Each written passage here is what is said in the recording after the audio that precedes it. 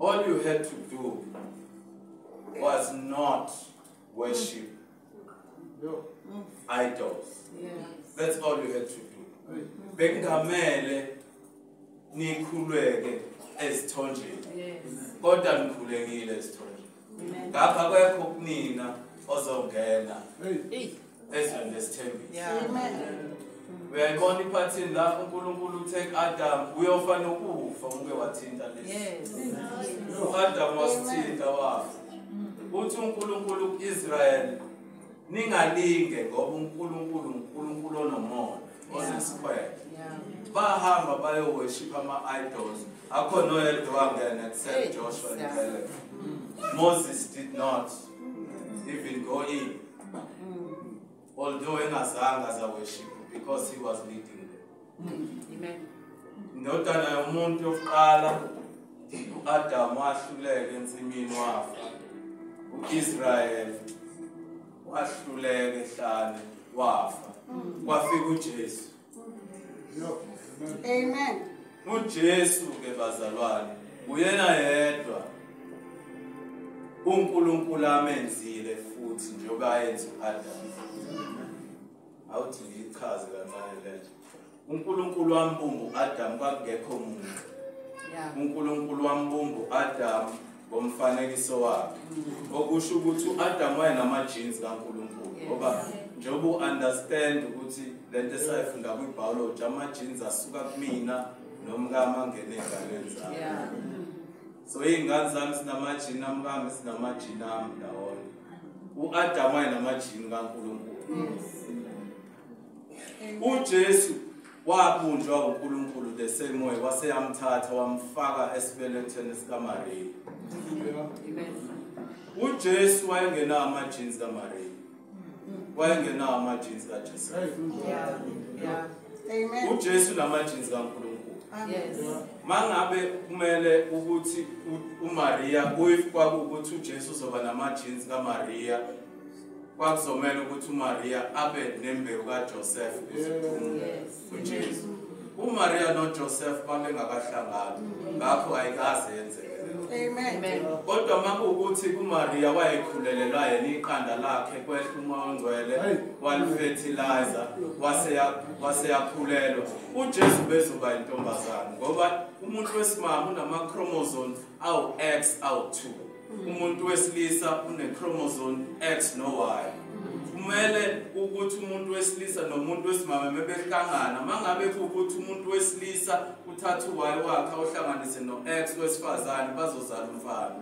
Ma ukuthi umuntu wesilisa uthatha u-X wakhe awuhlanganise no-X womuntu wesimame phuma intombazane. Kodwa umuntu wesimame yena uno-X abawu-2 akakwazi ukuzala umfana yedwa. uJesu ukube wayenama-genes uMariya ukube wayafaka ama-genes kuJesu uJesu wayezoba intombazane. uJesu wayewumfana u-XY kaJesu uphuma kuNkulunkulu.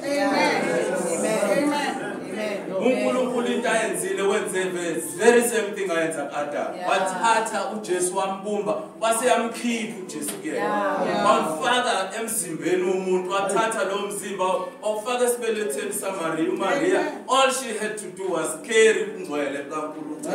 Amdilive. Azange kube negazi likaMariya kuJesu. Yingakho uJesu was the second Adam. uJesu had the same temptation ehlane for 40 days. Ethi uSathane pendula lamathi wenza isimo. Siphose away. uJesu yena yedwa survive that. Waphuma wanqoba uJesu. Amen. Praise the Lord. Amen. Wakhazinyuliswa after that. Inkazimulo kaNkulunkulu yabonakala kuJesu. Mangabe uJesu ekhazimula uNkulunkulu okuJesu uyakhazinyuliswa. Mangabe uNkulunkulu okuJesu ekhazinyuliswa uNkulunkulu ukhazimulisa uJesu kuNkulunkulu ukhazimulisa njengamanje. Praise the Lord. Awuthi ngiphindele. When the Son of Man is glorified, because the Son of Man has conquered where no other son of man had conquered. God was glorified because only God can do that. Amen. Amen. When God is glorified in a son of man who had conquered earthly temptations because he has God in him, God glorifies the son of man in himself. Because nothing can be in the presence of the glory of God and not be glorified. Amen. Amen. We understand ukuthi ngalesikhathi uMoses eseMount Sinai esenkazimulweni kaNkulunkulu wehla after 40 days enenkazimulo kaNkulunkulu abakwazanga umbona. Because akekho umuntu okwazi ukuba senkazimulweni kaNkulunkulu angakhazimuliswa. Amen. Amen. Amen. U-Elijah efuna ukubona uNkulunkulu ebaleke la uNkulunkulu ethangayo khona wathi uNkulunkulu ngizodlula kodwa uvala amehlo. In the same mountain, Mount Sinai, la uNkulunkulu abona khona uMoses. U-Elijah uNkulunkulu adlule avala amehlo. Akangekho umuntu u-Elijah amehlo entabeni. If kwakhona umuntu Elijah ehla entabeni bayezobona lo muntu iglory kaNkulunkulu ku-Elijah. Ngoba u-Elijah wabona uNkulunkulu wakhazinyuliswa qede wangafa. Amen. U-Elijah kwanamhlanje asazi ukuthi wayaphi ngoba akazange angcwatshwe. Wakhazinyuliswa ngoba wabona uNkulunkulu wangafa wangangcwatshwa. uMoses wakhazinyuliswa wabona uNkulunkulu wangafa wangangcwatshwa. uJesu uthatha abafundi bakhe abathathu uJames noPeter noJohn uthi asambeni uya in the mountain of God, the mountain called Tobit.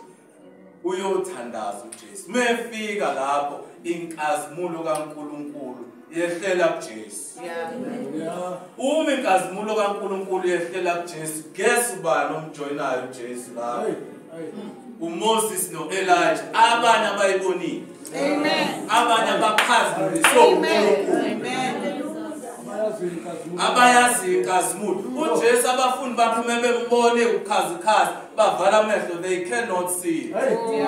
Mangabe indodana yomuntu ikhazinyuliswa, uNkulunkulu uzokhazinyuliswa kuyona. uNkulunkulu mekhazinyuliswa kuyona, uNkulunkulu uzoyikhazimulisa indodana yomuntu. This is exactly the same thing, bazalwane. Amen.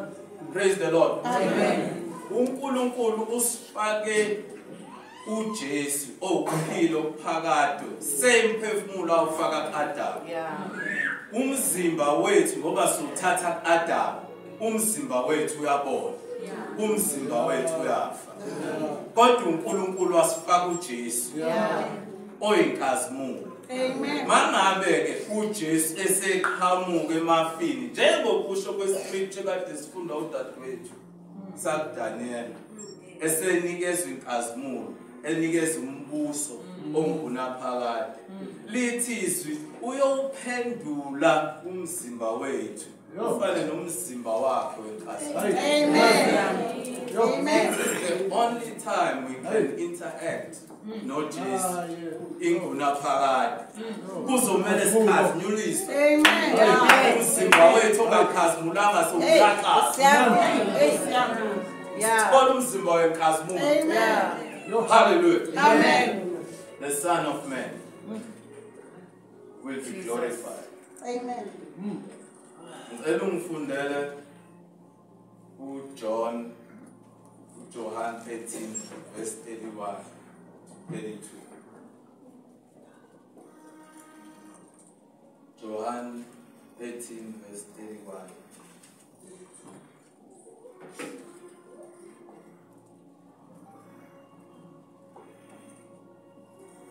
Verse 31.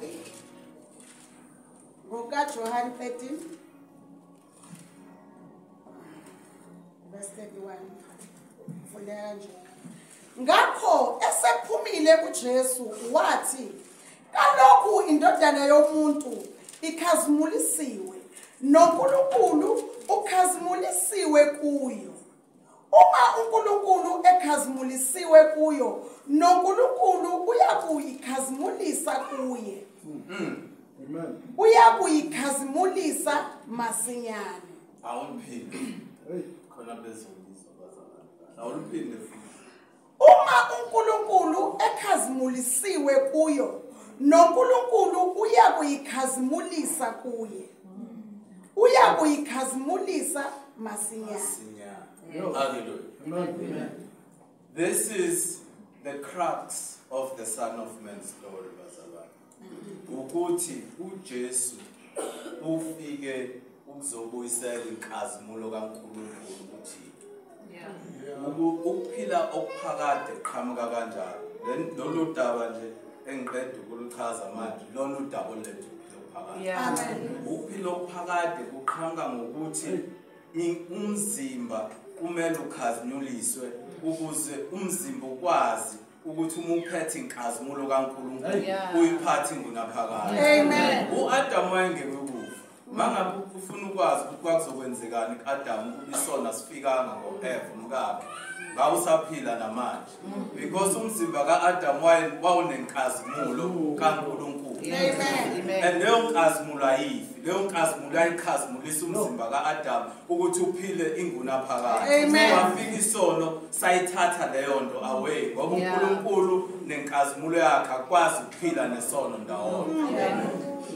Amen. uJesu wakhazimuliswa. Umzimba wakhe wakhazimuliswa. uNkulunkulu wakhazimuliswa kuJesu. uNkulunkulu wamkhazimulisa uJesu masinyane. Amen. Uthe mangabe uNkulunkulu emkhazimulisile uJesu wathatha lo mzimba lo. Wahamba nawo eGolgotha wabethelwa ngawo. uJesu wathatha lo mzimba okhazimulisiwe wangena nawo ekuthuneni. uJesu wathatha lo mzimba phansi ethuneni wavuka ngawo. uJesu waya nawo ezulwini lo mzimba. uJesu uzobuya in the cloud ekhazimulisa njengoba kusho kaDaniel azoguqula thina sikhazimule ngawo lo mzimba onamandla. Okunenkazimulo kaNkulunkulu ekhaya. Amen. Uphile ingunaphakade lo. Praise the Lord. The Son of Man will be glorified. The Son of Man lives in us. We will be glorified. The glory of God will live in us forever. This is the only reason we are saved. Amen. Ingakho sithi abantwana bakho. Njoba ngishilo nje mfundisi ukuthi nyanga besimama. I want to talk a little bit about the women in Jesus' life. Lithi iBhayibheli and bazalwane ngeke ngiwafunda onke lama verse ngoba maningi kakhulu. Ngizoyifundela nje wena. Le story niyasazi. Ama-verse engikhuluma ngawo ama-verse akuma-gospels awu-4. Amen. uMateyu, uMark, uLuka noJohane. So ningayifundela nina. Kodwa mangabe ufunda njoba nazi ukuthi 90% of what Matthew, Mark and Luke say is the same. 75% of what they say, of what John says is similar to. But the crux of the story as far as Jesus' birth and death is concerned is vastly similar. So, mangabufunda uLuke chapter 8, uzozwa ethi kwakukhona besimame ababehamba nayo uJesu. Babengahlukani naye. Abanye balabantu besimame kwakuwoma babefundi bakhe, abanye kwakuwodadewabo, abanye babemlalela uJesu efundisa. Abanye babesindisiwe uJesu baphilisile, abanye bayekhipha amadimoni kubo.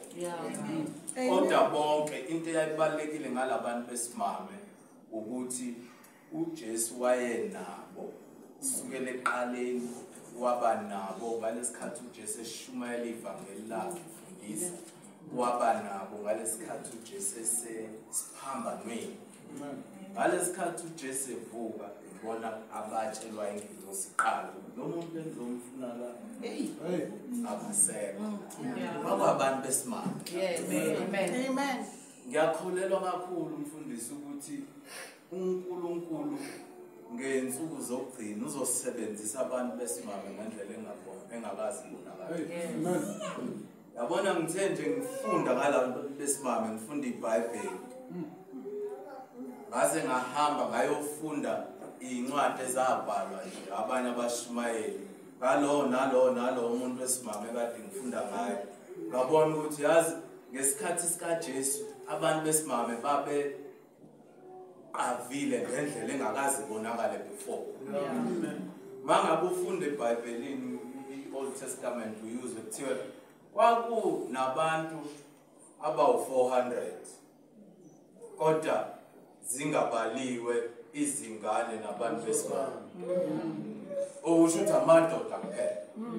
So abantu besimame bebengavamisile ukuthi babalwe badibane namadoda.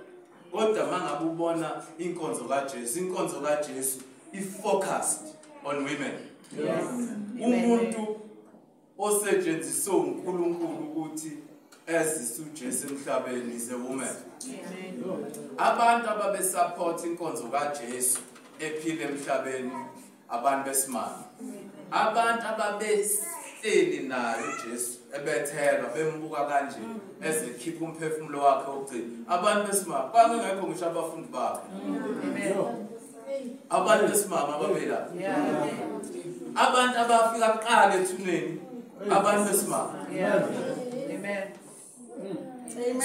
So umuntu wesimame oqala nje ngifuna sikhulume ngaye uMaria lozala uJesu. uMaria bazalwane igama lakhe lalibizwa ngoMaria ngoba lali-based kuMiriam. uMiriam kwakungumfowabo kaMoses. Mangabe ukhumbula ukuthi uMiriam wenze kwakudada kaMoses. Ukhumbula ukuthi uMiriam wenze njani ngalesikhathi uFaro ethi akubulawe wonke abafana baka-Israyeli bafakwe kwi-Nile River babulawe. Uma wakhe wasesethatha uMoses wamfaka kubasket wasemfaka emhlangeni wantanta emhlangeni emfuleni. Waseqhamuka indodakazi kaFaro yamthola. Ngaleso sikhathi uMiriam wayequbile kanje kuwe uthi right uMoses aqhamukile simthatha. Emva kwalokho mase sekufika ingane kaFaro sithi kodwa manje le ngane isencane madoda idinga ukunceliswa nje umdlezane la ngizomthatha. Waqhamuka wathi mina ngazi umuntu ongasisiza la. Uzohamba ngitholele yena uncelisele le ngane ayinakekele. Wahamba walanda umaka Moses. So Miriam protected the leader of the people of God who took them out of Egypt. So it's only fitting that Mary protects the Son of Man, who is the Son of God, who pulls people out of sin and takes them to the promised land. Amen. It's not a coincidence. So uMaria wenza exactly the same thing. Ukhulelwe uHerod uFaro wamanje ngaleso sikhathi ufuna ukubulala uJesu, ubulala wonke amazibula kaZulu. Thiwa hamba guess ukuthi kwathiwa kaye eGibhithe. Wabalekela eGibhithe. Wafa uHerod babuye. Uyayibona lo? Bahamba bequlwana lobovu. Baya eGibhithe. Bahlala eGibhithe babuya bequlwana lobovu. Banyuka uHerod engasekho. Amen. Praise the Lord. Amen. It's not a coincidence. There's something special about that trip. That everyone that is called to do something that is life-changing, that is history-changing, needs to undergo with God. Amen. Back to Maria. Maria bazalwane was sacrificed. Ngaleso sikhathi Maria could not have been older than 16 because ngaleso sikhathi wawushada umncane. Wayengane ehlaza. Mekuthiwa uMaria uzokhulelwa. Ichilo lelo ngoba uMaria phela akamazi umuntu wesilisa and u-engaged. Samela shadiswe. So uMaria sacrificed all that ukuthi abantu bazongibukela phansi, abantu bazongithuka, abantu bazokwenza yonke lento, bacabanga ukuthi mina ngenza ukuphinga okuthile. Kodwa mangabe ukuthi intando kaNkulunkulu wathini kwingilosi wathi akwenze inceki yakho njengokusho kaJehova.